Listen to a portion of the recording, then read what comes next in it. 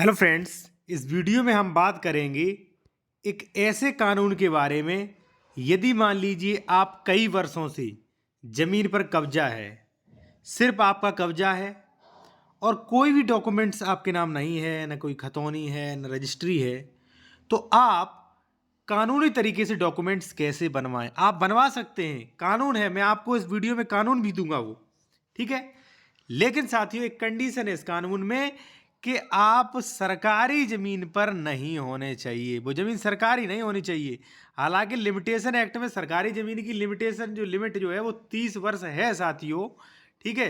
लेकिन अधिकतर मैटर में ये देखा गया कि सरकारी जमीन पे जो है वो लिमिटेशन एक्ट के अधीन आप जो है घोषणात्मक वाद नहीं कर सकते।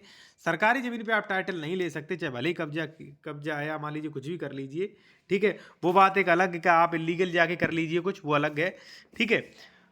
अगर प्राइवेट जमीन है और आपका कब्जा है तो आप मालिक बन सकते, खतौनी में आपका नाम चढ़ेगा और कोर्ट नाम चढ़ाएगा आपका। कैसे, वो आपको मैं बताने वाला हूं, ठीक है। एक चीज और, यदि मान लीजिए आप कानूनी सलाह लेना चाहते ले सकते साथियों। कॉन्टैक्ट नंबर हमारा वीडियो की डिस्क्रिप्शन में मिल जाएगा, डायरेक्ट कॉल मत करिएगा, लेकिन व्हाट्सएप पे पहले मैसेज करें, कॉल वो करा। यहां पे देखिए साथियों, यहां पे स्पष्ट प्रोविजन किया गया है,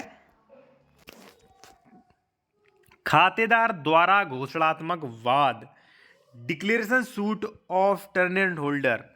यानी कि जो भी खातेदारक है, आप पढ़िए यहाँ पे क्या है, कोई व्यक्ति जो किसी जोत खासकर कृषि भूमि या उसके किसी भाग पर चाहे अन्य रूप से या किसी अन्य व्यक्ति के साथ संयुक्त रूप से भूमिधर आसामी होने का दावा करता है कि भूमि में है, मैं जोत बो रहा हूं बहुत सालों से, तो ऐसी जोत उसके भाग में अपने अधिकारों की घोषणा के लिए वाद ला सकता है, अपने अधिकारों की घोषणात्मक वाद ला सकता है कि भाई इसमें मेरे अधिकार हैं।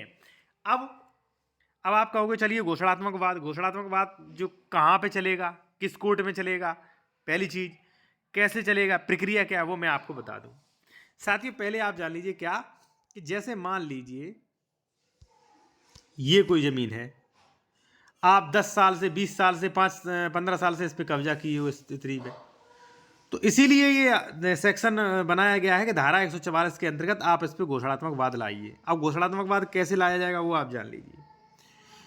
किसी भूमिधर द्वारा उसकी ओर से संस्थित किया जाएगा, यानी कि जो भूमिधर है जो कह रहा है कि भाई मैं इस पे कब्जेदार हूँ बहुत सालों से हूँ, वो ही इसे ला सकता है।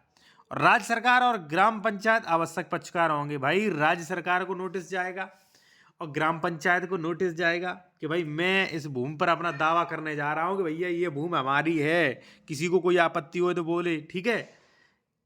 साथियों, राज्य ग्राम सरकार क्यों, वो मैंने आपको बता दिया कि वही सरकार थोड़ी नहीं चाहती है कि हमारी जमीन भी आप ले लो, ठीक है। इसलिए सरकार को नोटिस भेजा जाएगा, ठीक है। जो भी मान लीजिए सरकारी वकील है, जो भी मान लीजिए, और ग्राम सभा में प्रधान के लिए नोटिस जाएगा, ठीक है।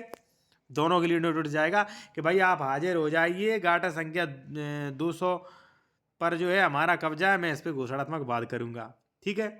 इनको नोटिस जाएगा। अब यार इनकी भूमि होगी ग्राम पंचायत और प्रधान की, मान लीजिए ग्राम पंचायत और राज्य सरकार की, फिर तो एसडीएम की ताकत नहीं है कि वो आपको घोषणात्मक वाद के आधार पर आपको वो नियुक्त कर दे, खतौनी में आपका नाम चढ़ा दे, नहीं, प्राइवेट पर्सन। लेकिन इनका नोटिस भेजना जरूरी है, क्योंकि भाई सरकार भी चालाक है, ऐसा ना करो कि भाई आप जो है सरकारी जमीन ही अपने करवा लो, इसलिए, ठीक है। अगर सरकारी जमीन होगी तुरंत ही ऑब्जेक्शन करेंगे, ठीक है। जो सरकारी वकील होते वो ऑब्जेक्शन तुरंत कर देंगे। खा किसी आसामी द्वारा उसकी ओर से संस्थित किया गया हो, भूमि धारक अवश्य पक्षकार होगा, ठीक है। और जो भूमि धारक है वो भी पक्षकार होगा। बकायदा इसमें जो है केस चलेगा, केस जीता, अगर मान लीजिए आप केस जीत जाते हैं तो उसके बाद जो है खतौनी में आपका बतौर आदेश चढ़ जाएगा और आप 229B जो पहले चलता था और आप जो 144 कर दिया है, उसके अकॉर्डिंग आप जमीन के लीगल मालिक बन जाओगे। आप बेच भी सकते हो, कुछ भी करिए उस जमीन।